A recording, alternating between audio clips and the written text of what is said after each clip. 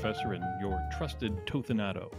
This is the program where we discuss Toth's work and influence on comics, character design, and visual storytelling. Please do subscribe on YouTube or to the podcast.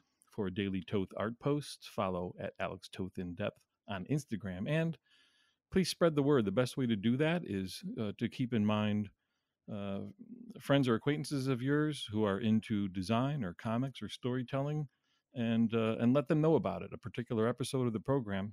That would really help me grow the show. Thanks much. This episode, I'm going to draw a little bit for you and talk about how everyone can have their own take on Toth, what their favorites are, and so on. And before I start that, just a couple quick announcements. I've got a webcomic I'll be launching soon called Blood Orange, and you can follow that on Instagram at Blood Orange Comic, and sign up and give us your mailing address if you'd like some postcard previews in your mailbox. And that you can find at newdaynoir.com.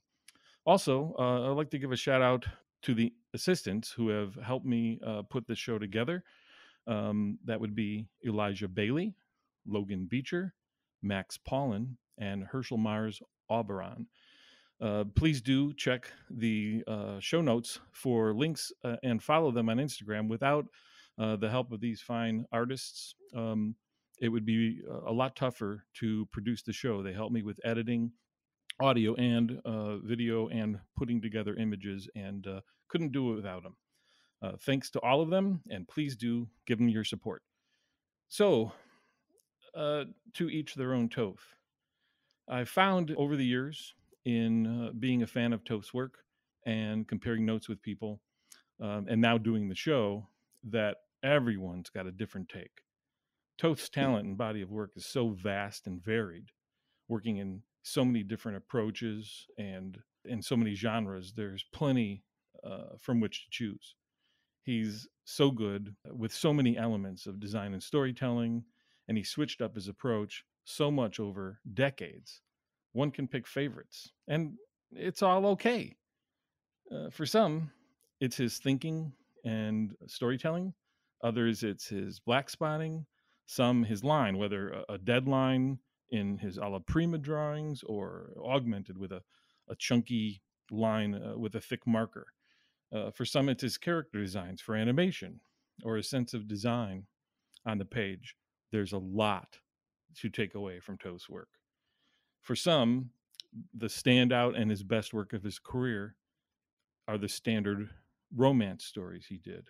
There is a tight line and drawing in his work. There's a design to his panels and pages, a sophistication, if not in the content and material, then certainly in how he presented and told it.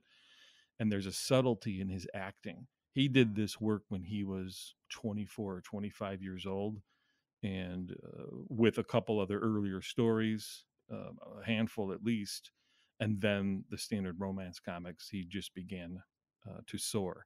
And for some, that still stands up as the best thing he ever did. For some, it's his war and horror stories that he did in the mid-'60s and then into the '70s. His work with tone is incredible. He got to play with a variety of ways to go about that. And then again, he hadn't done too much horror. Some, lighter horror in the '50s for a standard and a variety of publishers. But then, and then he got it to go a little deeper into that with the Warren stories. And there's a finesse, right? There's to what he's doing there. He leaned in a little more. He could go, he could experiment a little bit more with his page layouts. He can try different ways of using tone and really leaned into craft tint during those years. And there's a level of perfection that he went after there that for some, it stands at the top. For others, it's his Zorro work. For as much trouble as Toth had with the scripts he got from that, even when he began to hack out that work because he didn't care for the scripts and didn't do, they didn't let him do what he wanted, he was able to still produce some really fun work and do really solid storytelling, even when he's moving fast and going on the fly. In all of it, there's a cinematic look to it. It's tighter in the earlier stories because he's doing some of this stuff quickly, and even when he was taking his time, there's a loose look to it. It seems effortless, where he's just knocking off backgrounds and folds and clothing and drapery and um, for someone who said he never got a hang of the brushwork in those stories is incredible. It's just solid stuff. And then later on, when it was collected in the 80s and it's still available now, he added a 50% halftone, and that's the best way to view that work. Even if you don't enjoy reading the stories, the work itself really stands up. And for some, that's the favorite stuff. Others, DC 1970s war and romance stories have a slightly different look. They're more simplified. Uh, that kind of work is bold with markers, and it's influenced by his animation work. Some of the stuff he did during that period is among the favorites of mine of what he ever did. And there's a wide variety in those stories of approaches and layouts and so on. And most of those are colored fairly well. And no matter how much he might complain about the coloring in his annotated Toth series later on. For others, we've heard it online elsewhere, like the cartoonist kayfabe guys say that the cartoons book is the best one, and it is the single top best Toth book. And there's a wild and free and playful approach to what Toth is doing there. It's experimental, and he has.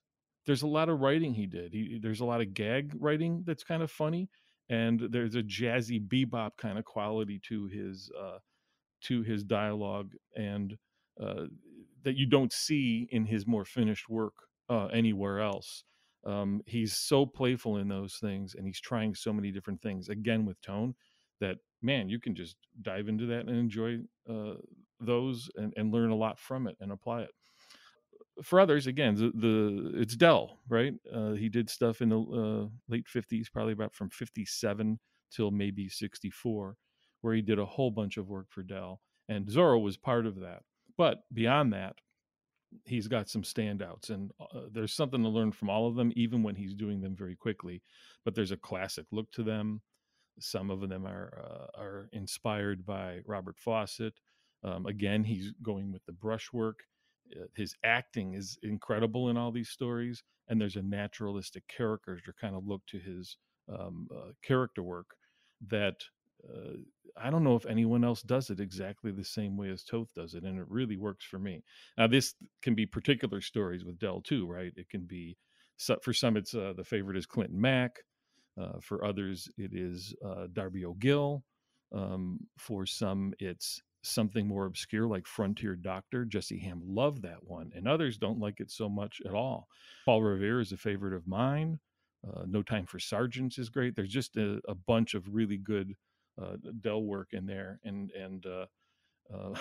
that's the standout for others, where he's a little looser in how he's applying it, not as tight as the first part of the decade, and he's just letting it fly and trusting his instincts. And then for some, it's his more mature work, be it Torpedo 1936 stories, the two he did, or his own Bravo for Adventure. With Bravo for Adventure, it is um, a throwback in terms of content to the entertainment of his childhood. And he's riffing on Errol Flynn and a lot of movies from the 30s and 40s. And, there's some depth to it, and it is fun. I don't mind it, but some find it, you know, kind of stiff in the writing and not super deep. But it's light, and it's not a bad read. It it's just limited to some extent, but the look of it is just amazing. Where he's hitting a sweet spot where it's cartoony but naturalistic and realistic without overly doing the details, and it's kind of amazing stuff. If everyone drew comics like that all the time, if we were all capable, I'd be very pleased. And that same look and approach is apparent in the Torpedo stories, although the Torpedo stories are much darker in tone. Both of them are written very well, especially the first one, which I covered in my Anatomy of a Page episode, the first one of that series. And then you can tell he gets a little troubled by the content, the dark and misogynistic tone of it, and he does the second story much faster than the first, which is a little more careful and well realized. But as I had with my first guest, with John Paulin, he mentioned that is kind of a favorite of his, was because he strips it down so much, Toth does, and it holds up so well. It's like, wow, we can really go to town. And JP also liked Ooh La La. We gushed over that in episode 3 of this program, and that has a similar look and attack. So much to choose from, and I haven't even mentioned different periods and different things he's done. Again, for some, it's his character design and animation. So it's, to me, just a treasure trove. And again, people can pick their particular spots. But for some, like me and Mark Chiarello, who was in episode 7 of this program, we had a nice discussion. It's nearly all of Toth's work, regardless of his age, how he varied his approach, or within what genre he was working. There's a through line. It's evident in the amount of time and the type of thought he put into it. You can see his hand in the work. There's a consistent through line, regardless of his approach. You can see it's Toth. There can be a calligraphy to his work. Whether it's his first major works or his final alla prima drawing, it's all there. And with all of it, Toth was consistently excellent. So I hope you'll plunge into Toth. You'll suss out his work, take it all in, sift through and see what resonates with you. Glean from his work what you can, what you like. Choose your period, a favorite story, study, pull it apart, borrow from a page or panel a particular element, filter it through your sensibilities, make something of it your own. There's so much to learn from his work, enough to be a never-ending exploration, perhaps even for a lifetime. So that's all the time we're giving to this episode. This again is Paul Fricke for the Alex Toth In-Depth program.